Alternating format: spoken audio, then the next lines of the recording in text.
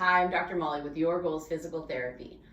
I get asked all the time why my hip pops while I'm doing ab exercises.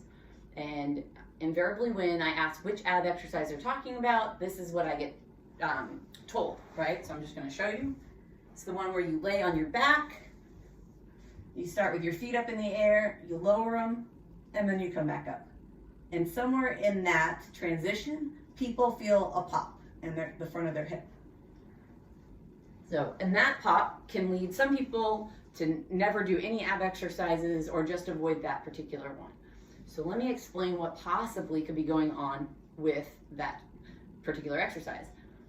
I think one of the most common problems is that people have a really tight hip flexor. So the front of your hip is so tight that when you go down into where your legs are straight and by the floor, it's just stretching that muscle and you get a little pop. And then when you're coming back up, it's no longer being stretched. So you don't have that weird sensation or that sound.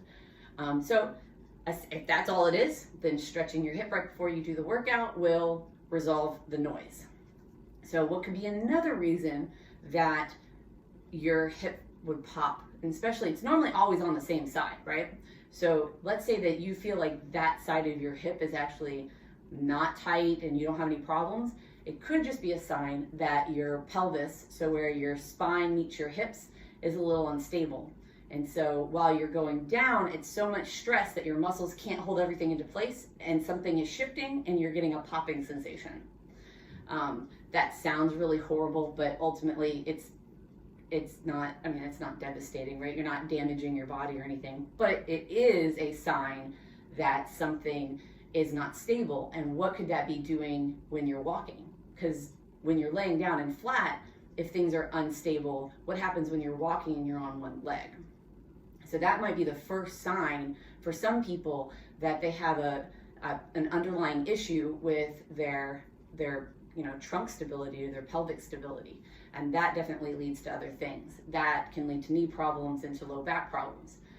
So if you are not doing this particular ab exercise because of that pop, I commend you on that because you shouldn't do anything that hurts. But I would challenge you to kind of dive into why you can't do that exercise, because that instability in your pelvis, without question, can lead to other problems, especially with single leg activities like walking and going up and down stairs. And if you're jumping or doing any kind of dynamic exercise or running, definitely not having enough stability to do that particular exercise can lead to injuries in the future.